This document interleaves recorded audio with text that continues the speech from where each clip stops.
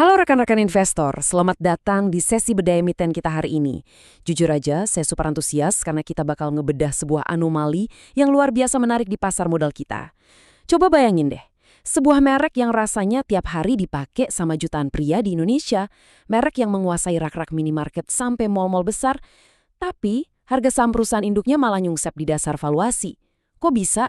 Nah, hari ini kita bakal selami tuntas kasus PT Ricky Putra Globalindo Tbk atau yang kodenya RICY, si produsen celana dalam legendaris GT Man. Anggap aja ini masterclass turnaround kita. Kita bakal nilai bareng-bareng apakah raksasa tidur ini udah siap buat bangun dan lari kencang atau malah bakal terus terlelap. Nah, ini silabus kelas kita hari ini. Kita mulai dari ngebahas kekuatan merek GT Man, terus masuk ke badai industri dan jerat utang mereka.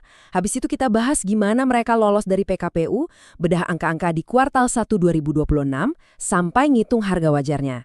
Di akhir, kita tarik kesimpulan, ini peluang emas atau malah jebakan Batman. Oke, kita langsung masuk ke bagian pertama.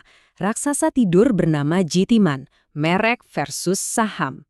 Pertanyaan mendasarnya gini, gimana ceritanya sebuah merek yang hampir pasti ada di lemari pakaian setiap cowok di Indonesia, tapi harga sahamnya malah nyaris menyentuh level gocap? Ada disonansi kognitif yang parah banget di sini. Kalau kita lihat angka-angkanya, ini benar-benar bikin geleng-geleng kepala. Manajemen mereka berani ngeklaim kalau GT Man itu menguasai sampai 55% pangsa pasar domestik buat celana dalam pria. Bahkan ya, kompetitor mereka sendiri ngakuin kalau GT Man setidaknya pegang 30% market share. Itu gede banget loh. Tapi anehnya, saham RICY ini malah diperdagangkan dengan valuasi diskon yang super ekstrim, cuma 0,25 kali price to book value alias PBV. Artinya apa? Pasar lagi ngehargain perusahaan ini cuma seperempat dari nilai buku aset bersihnya. Murah kebangetan kan? Padahal kalau kita ngomongin aset utamanya, yaitu merek GT Man itu sendiri, ini tuh bener-bener mesin pencetak uang yang fundamentalnya luar biasa tangguh. Bayangin, mereka menang Indonesia Best Brand Award itu 13 tahun berturut-turut, nggak main-main. Terus kalau kita geser ke dunia digital, coba aja Anda buka Tokopedia sekarang. Produk andalan mereka kayak Boxer Brief GTM itu dapat rating 4,9 dari 5 dengan puluhan ribu ulasan dan ribuan unit ludes terjual tiap bulannya. Jadi, poin krusial yang mau saya pekanin di sini, terlepas dari seberapa berantakan masalah di perusahaan induknya, kepercayaan konsumen sama merek GT Man ini nggak luntur sama sekali. Merek ini bener-bener sapi perah yang sangat sehat. Tapi ya, punya merek hebat itu ternyata nggak otomatis bikin finansial perusahaan kebal penyakit. Kita masuk ke bagian kedua, badai industri dan jerat utang. Ini sisi gelapnya rekan-rekan, kita harus paham badai makroekonomi apa yang lagi ngehantam sektor tekstil dan gimana Ricky bisa sampai kecekik jerat utang. Biar ada konteks, kita lihat angka 49,74% ini. Ini adalah Indeks Kepercayaan Industri atau IKI buat subsektor tekstil di bulan Oktober 2025. Sebagai pengingat aja ya, kalau angkanya di bawah 50% berarti industrinya lagi kontraksi alias nyungsap. Kenapa bisa gitu? Data dari Kementerian Perindustrian nunjukin ada perlambatan order global karena rantai pasok yang bergeser. Negara tujuan ekspor kayak Amerika sama Eropa lagi lesu, terus raksasa produsen kayak China dan Vietnam juga lagi sibuk nyesuaiin diri. Nah, Indonesia pastinya langsung kena getahnya. Tapi ironisnya, akar masalah paling mematikan buat RICY itu bukan cuma badai makro di luar sana, tapi justru krisis di dapur mereka sendiri. Ceritanya bermula di tahun 2020. Waktu itu ada pergantian di divisi akuntansi yang berujung pada salah catat. Ya, sesimpel itu tapi fatal. Mereka gagal nyatat kewajiban saldo hak subrogasi. Nah, kesalahan ini jadi bom waktu yang meledak di tahun 2025, bikin perusahaan gagal bayar utang sebesar 150 miliar rupiah ke Askrindo. Efek dominonya, RICY diseret ke pengadilan dan masuk status PKPU atau penundaan kewajiban pembayaran utang. Ini benar-benar momen hidup dan mati buat mereka. Bagian ketiga, lolos dari lubang jarum PKPU. Layaknya cerita turnaround yang epic, selalu ada titik baliknya. Mari kita bahas gimana caranya mereka bisa lolos dari krisis ini dan tetap pegang kendali operasional. Coba perhatiin timeline dramatis di tahun 2025 ini. Semuanya berawal dari petisi Askrindo di bulan Maret. Masuk bulan April, pengadilan netapin status PKPU sementara. Di saat yang sama, Bursa Efek kita langsung ngasih hukuman dengan masukin saham RICY ke papan pemantauan khusus FCA, alias full call auction. Buat yang udah sering trading pasti tahu, masuk FCA itu bikin likuiditas saham langsung kering kerontang. Tapi setelah negosiasi yang super alot, akhirnya di tanggal 10 Desember 2025, mayoritas kreditur sepakat nerima rencana perdamaian. Puncaknya di 15 Desember, pengadilan resmi ngetuk palu mesahin homologasi. Artinya apa? Secara hukum, ancaman kebangkrutan itu udah lewat, dan RCE dikasih napas panjang buat mulai nyicil utang-utangnya.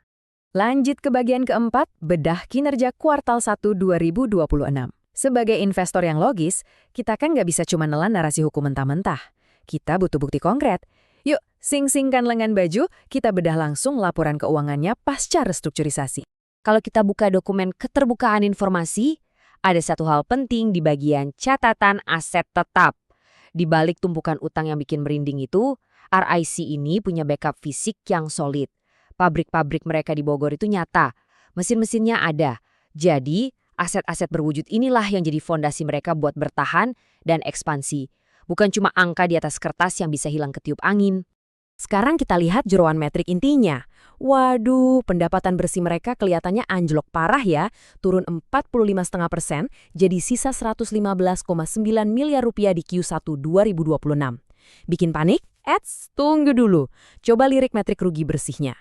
Kerugian mereka itu justru menyusut drastis, membaik 73,1% dari minus 66,3 miliar jadi tinggal minus 17,8 miliar. Dan ini dia bintang utamanya, arus kas operasi. Angkanya positif 12,52 miliar rupiah. Buat perusahaan yang lagi mode survival dan turnaround, cash is king rekan-rekan. Laba bersih itu masih bisa diutak-atik pakai akuntansi, tapi duit kas yang beneran masuk ke rekening bank itu nggak bisa bohong. Ini bukti konkret kalau bisnis jualan celana dalam ini aslinya masih ngasilin duit. Terus ada semacam value buffer alias harta karun tersembunyi yang luar biasa di sini. Kalau kita teliti baca laporan keuangannya, ada catatan tentang aset real estate.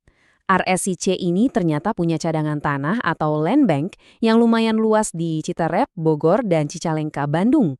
Menariknya, tanah-tanah ini masih dicatat pakai harga beli zaman dulu. Artinya, ada potensi nilai aset yang super besar yang belum kelihatan di angka neraca mereka saat ini.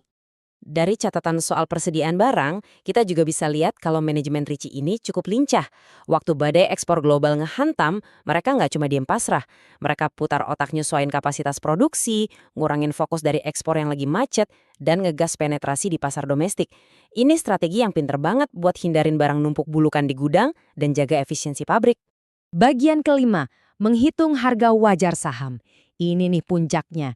Setelah lihat fundamental dan kondisi keuangannya, sekarang waktunya kita nimbang-nimbang apakah saham ini layak dikoleksi. Kita harus adu potensi profitnya yang ekstrim dengan risikonya yang juga lumayan bikin jantungan, plus ngeliat ada katalis apa aja ke depannya. Sebagai mentor Anda hari ini, saya harus ngasih pandangan yang super objektif. Kita bahas dari sisi pro dulu. Anda dapat perusahaan market leader mutlak, tapi harganya lagi cuci gudang di 0,25 kali PBV. Terus, arus kasnya udah mulai positif, dan resiko bangkrutnya udah dihapus bersih sama pengadilan. Godaan yang luar biasa kan? Tapi bentar, lihat sisi kontranya. Anda harus siap mental berhadapan sama papan FCA. Likuiditasnya kering, susah beli, susah jual. Dan yang paling ngeri, rasio utangnya. Debt to equity ratio mereka itu ada di angka monster, 6,18 kali lipat dari ekuitasnya. Ini profil resiko yang benar-benar high risk. Beban utang segede ini pasti bakal nyedot porsi laba masa depan buat bayar bunga aja. Nah, terus gimana dong cara beresin neraca yang pincang begini? Apa game changernya? Katalis utamanya itu ada di rencana revaluasi aset tanah di tahun 2026. Aset tanah mereka di Citererup sama Cicalengka yang tadi kita bahas, itu bakal dinilai ulang pakai harga pasar yang sekarang. Secara matematika dasar, kalau nilai aset tanah ini meroket, otomatis nilai ekuitas perusahaan di atas kertas juga ikut bengkak. Efeknya apa? Rasio utang yang tadinya nyeremin di angka 6,18 kali, itu bakal ketekan turun drastis jadi jauh lebih proporsional. Kalau neracanya udah rapi, bank dan investor gede pasti bakal mulai ngelirik saham ini lagi. Kalau ngomongin dapur operasional, strategi mereka ngejar grup di tahun 2026 juga udah jelas. Mereka sadar kalau pasar di Pulau Jawa tuh udah sumpak dan jenuh. Jadi manajemen RYCY milih buat berekspansi ke kawasan timur Indonesia. Mereka lagi gencar buka cabang perdagangan baru di kota-kota strategis kayak Pontianak, Makassar, sama Samarinda. Manuver ini benar-benar pas buat nangkap momentum daya beli kelas menengah di timur yang lagi naik daun, didorong sama kuatnya demografi usia muda kita. Tibalah kita di bagian ke-6, kesimpulan akhir, keputusan dari meja mentor. Pertanyaan besarnya, Apakah RISI ini peluang berlian yang lagi ketutup lumpur, deep value, atau malah cuma jebakan Batman alias value trap yang siap ngisep modal Anda? Yuk, kita checklist lagi satu-satu. Valuasi diskon parah? Yes, terkonfirmasi valid. Risiko pilot secara hukum? Udah clear, beres lewat homologasi. Bisnis utamanya gimana? GTMN tetap jadi sapi perah jagoan di kandang sendiri.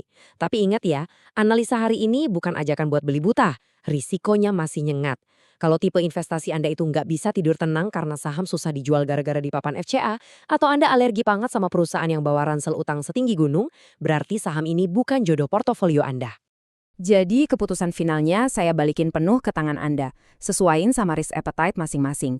Apakah diskon gede beli saham seharga seperempat nilai wajarnya ini sepadan buat nahan napas ngadepin volatilitas FCA dan nungguin revaluasi aset, atau jangan-jangan tumpukan utang raksasa itu ngasih sinyal kuat buat Anda cari emiten lain yang lebih aman? Pakai data yang udah kita bedah di kelas hari ini, lakuin PR riset Anda sendiri, dan ambil keputusan yang paling rasional. Terima kasih banyak udah ngikutin sesi bedah emiten kali ini. Selamat menganalisa dan sampai jumpa di kelas berikutnya.